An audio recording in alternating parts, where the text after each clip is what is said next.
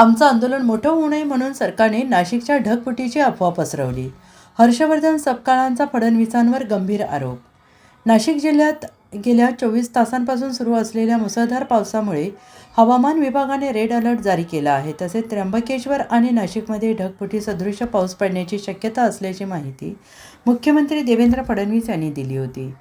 हवामान विभागाने पालघरमध्ये मोठ्या प्रमाणावर पावसाला कारणीभूत असणारा भोवरा मंगळवारी नाशिक परिसरात सरकेल असे भाकीत वर्तवले. परंतु हा भोवरा आता वेगळ्या दिशेने वळाल्याने नाशिक आणि त्र्यंबकेश्वर परिसरावर घोंघावणारे अतिवृष्टीचे आणि ढगफुटीचे संकट टळल्याचं चित्र आहे.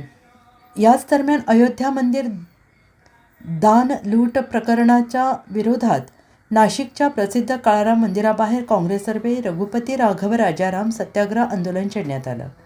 काँग्रेसचे प्रदेशाध्यक्ष हर्षवर्धन सपकाळ यांच्या प्रमुख उपस्थितीत पार पडलेल्या या आंदोलनात भगवान रामाचे भजन करत सरकारचा निषेध व्यक्त करण्यात आला. यावेळी आंदोलकांनी हातात चौकीदार चोर है, देश लुटला, आता रामाचे दानही लुटले अशा आशयाचे बॅनर्स घेऊन जोरदार घोषणाबाजी केली.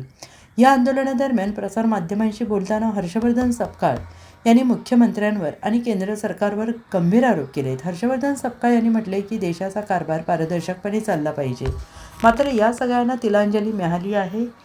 माहिती अधिकाराचा भंग त्यांनी केलेला आहे. स्वतःचे बगलबच्चे राम मंदिरात बसवले, त्यावर डल्ला मारला आहे. सोन्या चांदीच्या दागिन्यांसह पैसे चोरी गेले आहेत, याचा तपास लागला पाहिजे ही आमची मागणी आहे आणि आम्ही त्यासाठी हे आंदोलन केलेलं आहे, सत्याग्रह आंदोलन केलं आहे.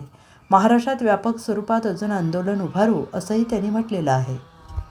हो, निश्चित आजचा संपूर्ण महाराष्ट्रात पाऊस पडतोय आणि त्याच्याच औचित्यावर या मोठ्या आंदोलनाला आम्ही माफक स्वरूप दिलं आहे.